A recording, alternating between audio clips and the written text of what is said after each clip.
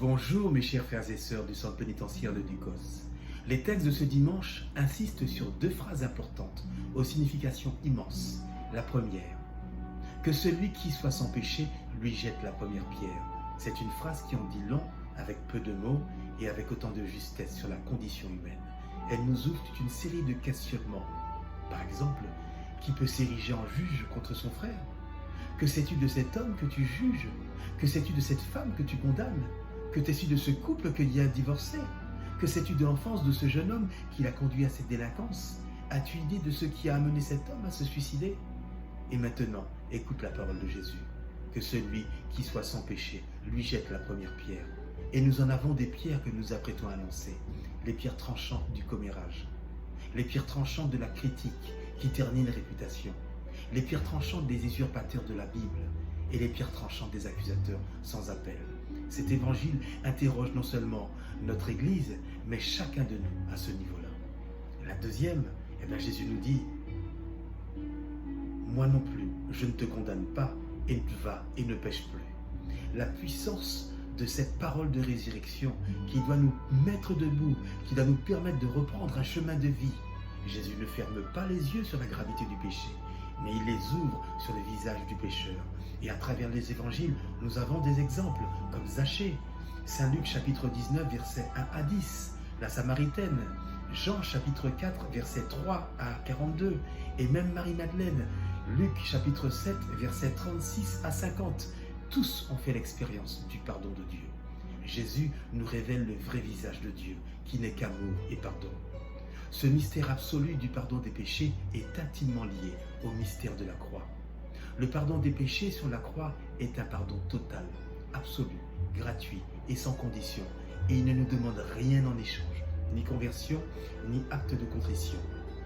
Et comme dit saint Paul, connaître le Christ est de l'ordre d'une relation personnelle, vraie et profonde avec lui.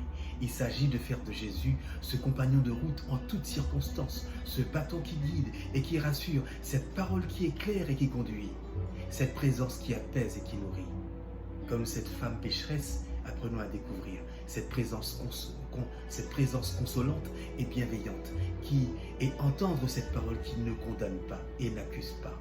Apprenons à comprendre ce don merveilleux que Dieu nous fait en nous envoyant son Fils. Et comme saint Paul, apprenons à oublier ce qui est en arrière, ce qui est passé, et allons de l'avant.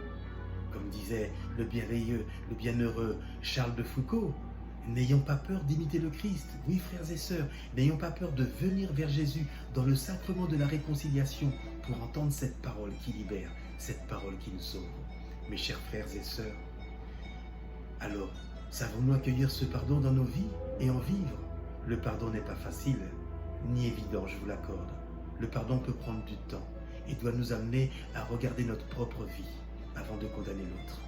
N'est-ce pas ce que nous faisons quand nous récitons chaque jour le Notre Père et quand nous disons « Pardonne-nous nos péchés comme nous pardonnons aux autres ». Les textes de ce dimanche voudraient nous aider à vivre un carême libérateur, entièrement différent et orienté vers l'avenir. Beaucoup d'entre vous se désespèrent et sentent bien que tout part en vrille.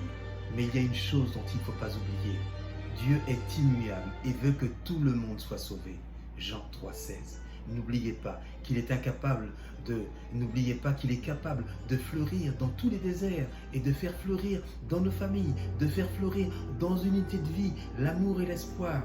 La fête de Pâques n'est pas seulement une fête de notre libération passée, mais aussi une fête de notre propre délivrance, car Dieu sauve et pardonne.